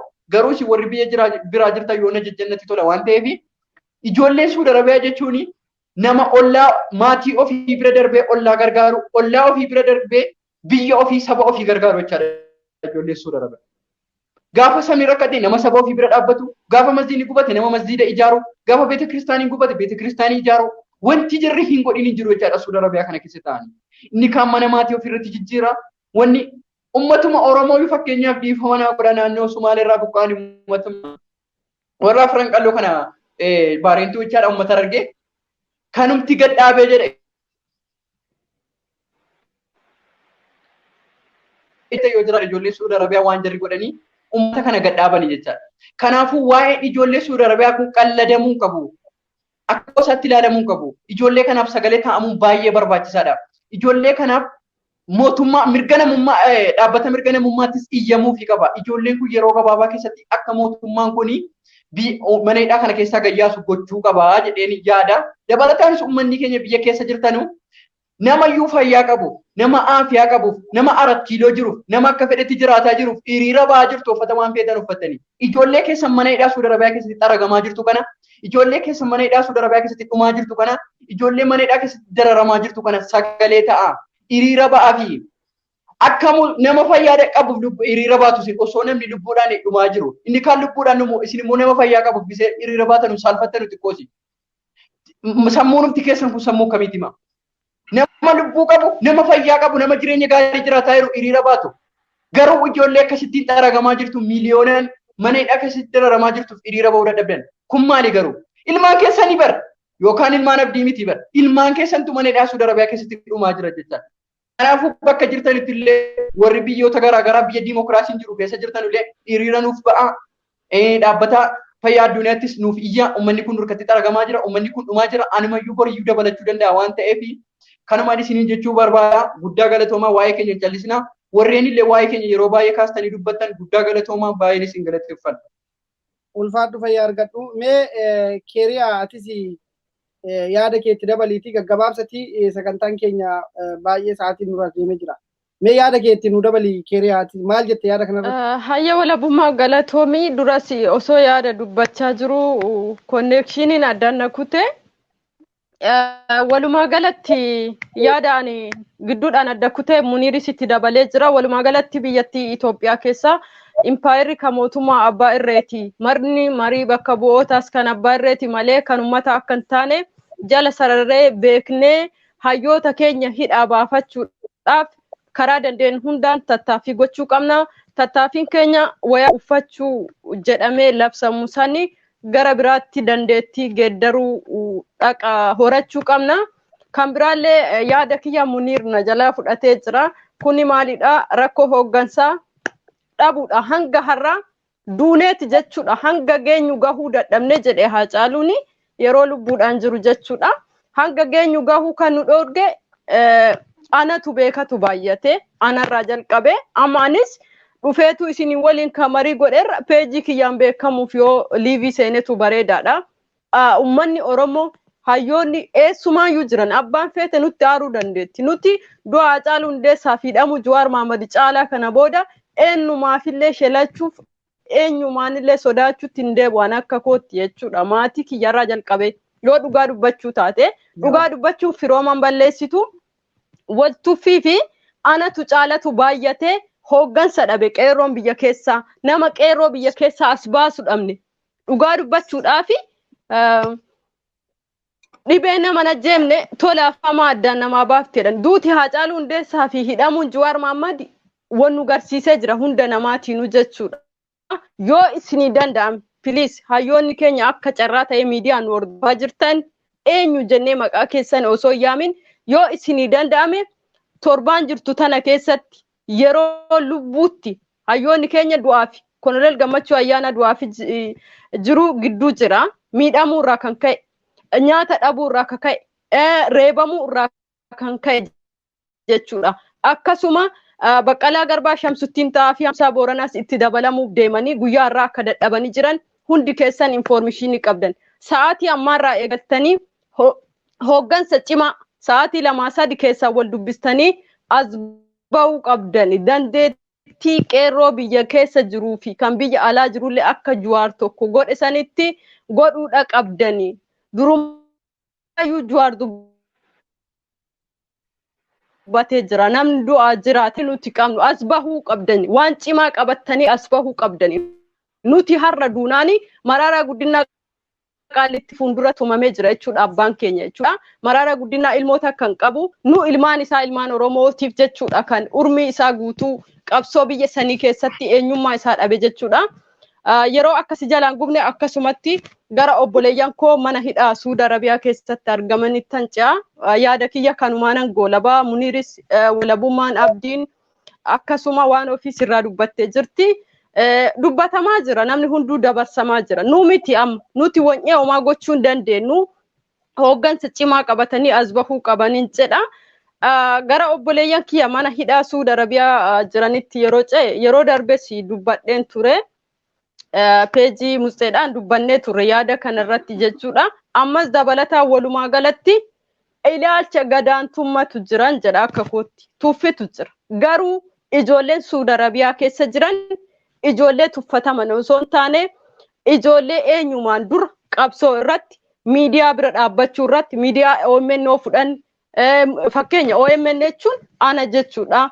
Akkasuma masgiidota biyya keessatti ijaaraman dadhabaa rakkata hunda bira kan dhaabbatan ijoollee Suudi Arabiyaadha. Garuu gaafa jarri rakkatan namni maqaa ijoollee Suudi Arabiyaa kaasu hin jiru. Ijoolleen sun ijoollee Suudi Arabiyaa kan jedhamtu dhalattoota biyya sanii miti dhalattoota Oromoodha. Baqatanii yookaan of jijjiiruuf maatii isaanii biyya isaanii jijjiiruudhaaf kan garas imalani malee dhalattoota Suudi Arabiyaa akka hin taanedha. Garuu ilaalchi jiru dhugaan jirtu walitti yoo taate tuffitu jira. Gadaantummaa fi ilaalcha gadaantummaaf tuffii qabaachuu. Garuu namni Suudi Arabiyaa jiruuf Kanaadaa fi Awustiraaliyaa jirullee waluma qixa jechuudha. Rabbi birattis ilma namaa birattis jechuudha. Hundi keenya ji'a sagalitti dhalanne. Namni kan wal caaluun sammuu fi ilaalcha yoo ta'e malee waan wal caaluun hin qabnu hundi keenya. Ilma namaa erga taanee jirrutti. Garuu ilaalcha gadaantummaa qabaachutu ijoollee keenya akka dagataman taasise. Kanaaf miidiyaan keenya miidiyaa biraat hin fudhannu. Miidiyaan biraa kan mootummaa barreeti. Miidiyaa keenya kan jennu yeroo ammaa OM biyya alaa irraa dabarsaa jiruu fi miidiyaan keelloos waa'ee dinagdee fi barattootaa nutti odeessuu dhiiseetu ijoollee keenya Suudi Arabiyaatiif akkasuma hidhamtoota keenya du'aaf jiruu gidduu jiraniif kallattiidhaan har'a bosoon jenne sa'aatii ammaarraa sagalee ta'u itti fufuu qaba. Hanga yoomii miidiyaa keenya jenne ijoolleen keenya waan argataniin bira dhaabbataniiti kan ijaaran jechuudha. Miidiyaa kanneen nu bira dhaabbatan jedhaniiti miti. Isaan immoo dirqamatti bira dhaabbachuu qaban ijoollee keenya jechuudha. Waa'ee dinagdee waa'ee barnootaa kan fidan achi kaayuu qaban jechuudha. Kaleessallee keessaa namoota muraasa barreessee jira miidiyaa keelloo fi OMN'dhaaf. Maaliif waa'ee dinagdee fi waa'ee keelloo nurraa dhaabbachuu qaba. Wanti dhimmi ijoo yeroo ammaa deemamuu qabu dhimma lubbuuti. Dhimma lubbuu biyya keessaatii fi dhimma lubbuu ijoollee Suudi Arabiyaa jechuudha. Kan biyya keessaa yoo du'esi tarii carraa biyya ofiitti dafee awwaalamuu ho'aan awwaalamuu ni argata. Ijoolleen kun garuu ettaleji wanni keessa galaniiti jechuudha. Sunuu harka maal jedhee si taa'imu baay'ee tokko ulfaataadha. Dhugaa kanuma nin jedha. Baay'ee nama gaddisiisa. Akkasuma warri kallattiidhaan hordofaa jirtan waa'ee ijoollee Suudi Arabiyaatiif waa'ee hayyoota keenyaa xiyyeeffannaa yeroo argitan sheer gochuudhaan sagalee walii taanu keessattuu waan Koloneel Gammachuu ayyaanaa hundi keessan peejii keessaniin hamma danda'ameen sagalee ta'uu fi akka itti fuuftaniin jedha. Kana ka caalu Rabbiin guddichi isaan haqa saba isaaniitiif mormatan isaan biraa jiraatu lubbuu isaaniis naafaa dheeressuun jedha. Waan biraa wantan godhu hin danda'u waan ta'eef guddaa galatoomaa warri nu hordofaa turtanis akkasuma walabummaanis nu affeeruu keetiif baay'ee galatoomin jedha. Kanuma dubbachuu barbaada. Baay'ee galatoomii mee waan ofii yaada kee ka xumuraa waa'ee Saawud Arabiyaa irratti itti yonnoo jedhii asuma irratti goolabna kanumaan goolabna. ይሰማል ይሰማል። ባይ ዘ ዌይ በዚህ አጋጣሚ የሳውዲ አረቢያ ልጆች በትግል ላይም ሆነ የሆነ ነገር አዋጡ ሲባል የሆነ ነገር አድርጉ ሲባሉ በጣም ጎበዝ ተሳታፊዎች ናቸው። በብዙ መንገድ በጣም ታጋዮች በጣም ጎበዞች ናቸው። አሁንም አንድ ነገር የምለው ነገር አለኝ። ሁሌም መናገር እንፈልገው አንድነት የሚባል ነገር አለ። አሁንም ቢሆን ኢቭን ሳውዲ አረቢያ ውስጥ ችግር ውስጥ ሆነው ሚጣሉ እርስ በራሳቸው አሉ። ስለዚህ አንድነት ኢምፖርታንት ነው። ኦሮሞ ቶኮታ first of all that's the main thing ቶኮታ አመስ ቦሪስ እኔ ይሄን እናገራለሁ አንድ መሆን አለብን that's the main thing አንድ ይሄ ነው። ሁለተኛ ነገር እነዚህ ሰዎች መርዳት አለብን። በምንድነው ምን ልንረዳቸው ምንችለው? አሁንም ቢሆን ትልልቅ የኦሮሚያ ሚዲያዎች ምን እየሰሩ ነው?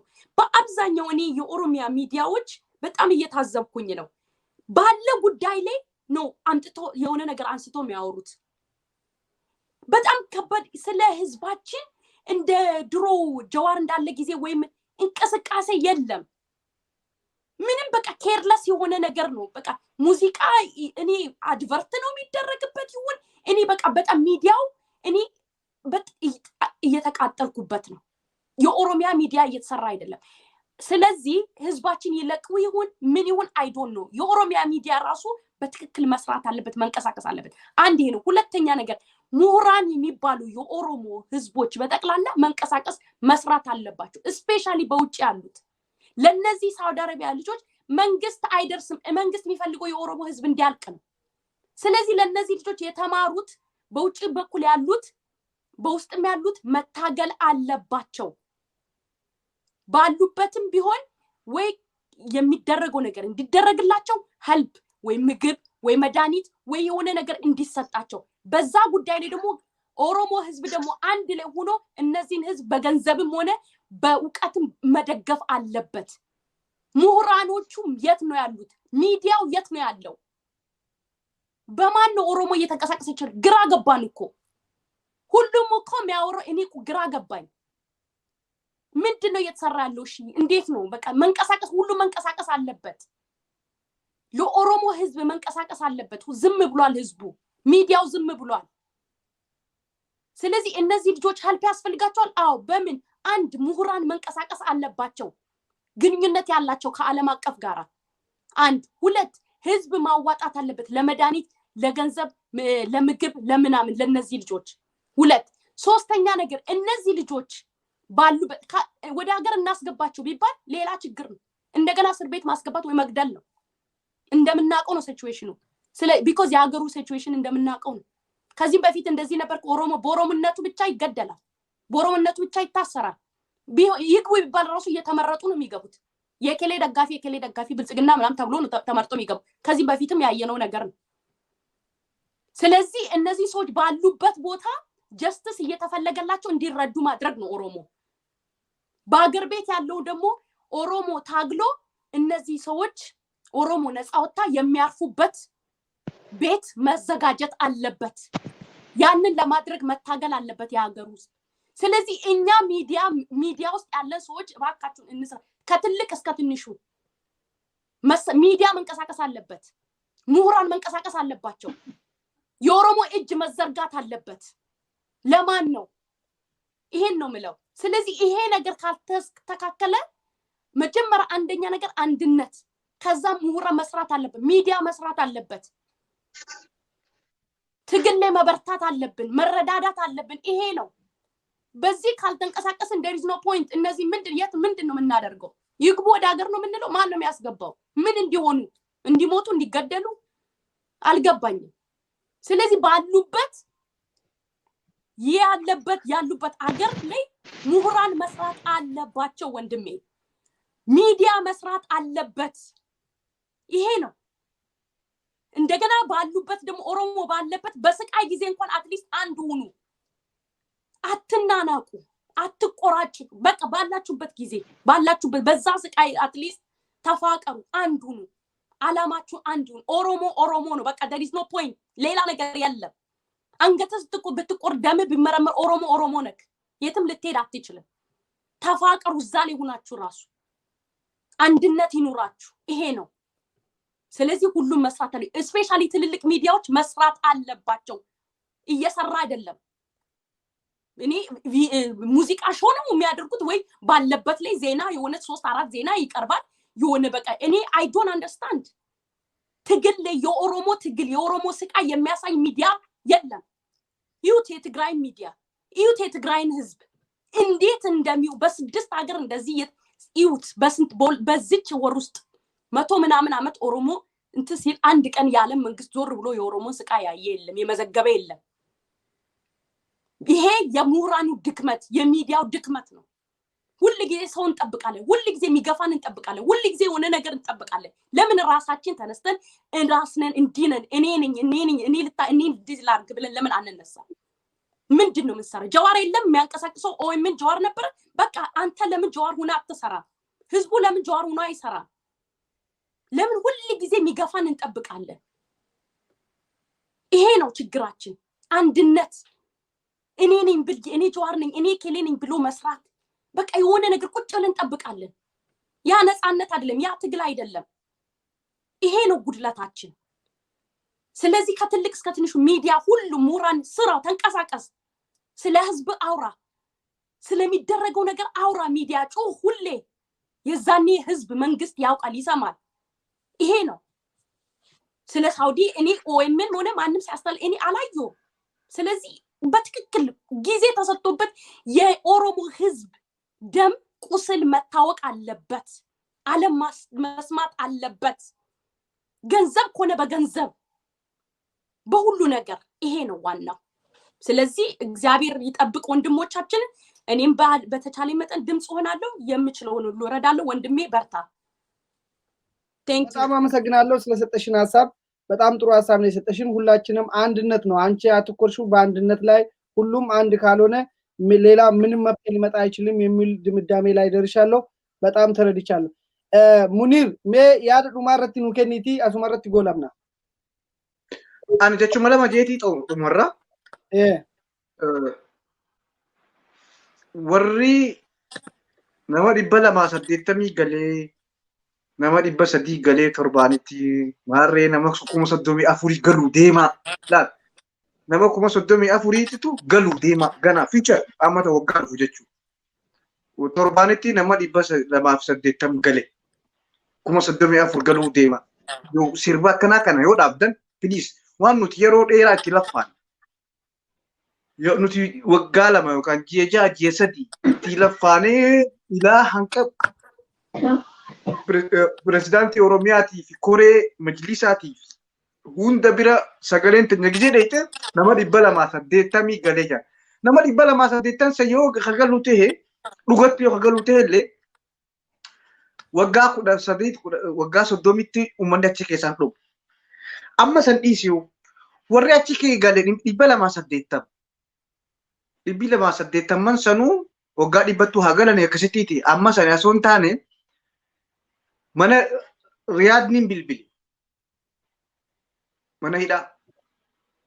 Isin keessaa namni galee ni jiraayi torbee 3 yeroo 3 maxxansan na fakkaata. Nam takka hin gallee jira. Yoo as keessaa namni gallee jiraate Facebook irratti bi anaa galee haa jiru. Laayiviitti dalageetiin jira kan. Jiddaatiin bilbile mana hidhaa. Alkarji maarree bakka hunda bilbile miseenjaraan jechuudha. Mana hidhaa hunda peejis kahanneef peejii addaan hiireetii fi achirraa darfatan. Peejumaa kan namarraa is fuudhee kan irraa is fuudhee itti fayyadama. Peejii gurguddaa jechuudha. Gadi bahanii dubbachaa jiran afaan Amaaraatiin afaan Oromootiinis. Jiddaa keessaa namni amma fakkeenyaaf xiyyaaraan bakki itti irraa haatu namni bakki xiyyaaraan itti nama galchan Jidda. Jiddarraa namni tokko yoo galee yoo naan jee gadi ba'ee dubbatu. Kagalchaa jiran nama baasaboortii qabu. Nama iqaamaan fa'aa irratti gubattee rakkoo maallaqa isaatiin galuu jiru. Mee dubartoonni galan san laalimee baasaboortii harkaa qaban cufti isaanii footoo gubbaan kanallee namni yaadu. Sadhiisi Jiddarraa galee mana hidharraa Jiddarraa galee hojii anaa qaxxaama. Magaalaa guddoon silaa baadiyyaa dhiisi kaambii waraanaa keessatti hidhamaa jira baadiyyaatti hidhamaa jira namni guutee jechuudha. Nama 500 miliyoonaaf deemaa bar namni imbaasiin nama miliyoona takkaa jira jira. Nama miliyoona 5 olii jira Suudii keessa naaf hima nama daangarra jiru. Ji'atti waggaatti bar waggaa tokkotti dirree dhawaa qofaan namni bahu nama 100 olii bar katilmaamu. Dirree dhawaa qofaan hara Bosaasootiin Jijjigaanii fi Puutlaandii fi kanneen dhiisiiti. Waggaa 15 qachi baane. Arra miliyoona meeqata? Miliyoona 10 ta'e quba qabna. Ati alaa kullihaan meen pointiinidhaan dubbiin ijoo warri 280 isaan bubuutuu galchine jaan Jiddarraa moo Riyaadirraa hin jiru. Riyaadi bilbili. Barru ijoollee Riyaad mana hidhaa jirtu nam lama fidii asirratti hafeeri. Makka ijoollee Jiddaa jirtus xiyyaaraan bakka irraa kaatu Jiddaami fi Riyaadi lachuu nama lamaan fida warra achi keessarra wanta jiru namni gadi yoo ana arrabni xiyyaan hin jiru Jiddaa keessa namni gadi eessaa galchuu jiranidha. Warra maallaqa isaaniiti warra baasaboortii qabu kagalchaa jiran hin soban. Warrumaan bubuutuu kanaaf kan kijibaan 230 jechuun nama kumarraa nama takka galchuu jechuudha akka mana hidhaa keessarratti. Isaan maal jaan yeroo 3tti nama 250 nama 700 800 galchan. Torbaan 3tti guyyaa tokkotti nama 3,000 qabamaa jira. Torbaanitti xiyyaara 50 namni waggaatti hin galu. Torbaanitti waggaa xiyyaara torbaanitti xiyyaara 50 akka gaafa mallasanutti oofanu namni galeen dhumu waggaatti. Unkaan nama 280 Sanuu soba mana hidhaa keessarraa namni tokko rabbii keessa sodaadha. Oduu ammee breaking news jettanii YouTube irratti nama 30,000 galuu deemaa nama 200 soba YouTube lubbuu nama naggaadee taatanii kun dhaggeeffadhu kun sagalee isa yeroo daqiiqaa takka mee dhaabbadhu dirqa wagana yaadachiisti. Wanni jaallan na dhagee. Ani tan si dabala Munirii. Dhaabbadhu dhaggeeffamuu qaba. Daqiiqaa lamaati. لايف يشير هذا برسني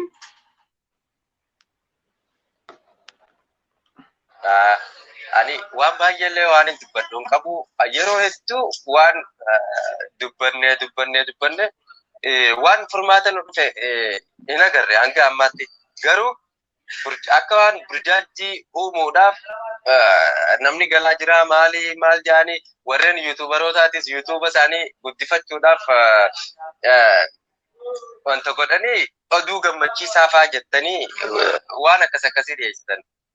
بالله عليك رب مخالق صداقاتي وانا كنا ديسا بيان امنتي ما جوي نتي وريني دامي هداجر منا كنا خيسه منا هدا كنا خيستي قابله غرغرا ميكاف بيزنس تاني جرا كا بيزنس تي نمني نوت فايده مجرا نم دلدله تاني جچو نموتا هدوتو مكا خينيا كنا دلدله جرا وري يوتيوباتيس يوتيوب مكا خينيان يوتيوب ساني غدفتن namoonni garaagaraatis akkasumatti biizinasa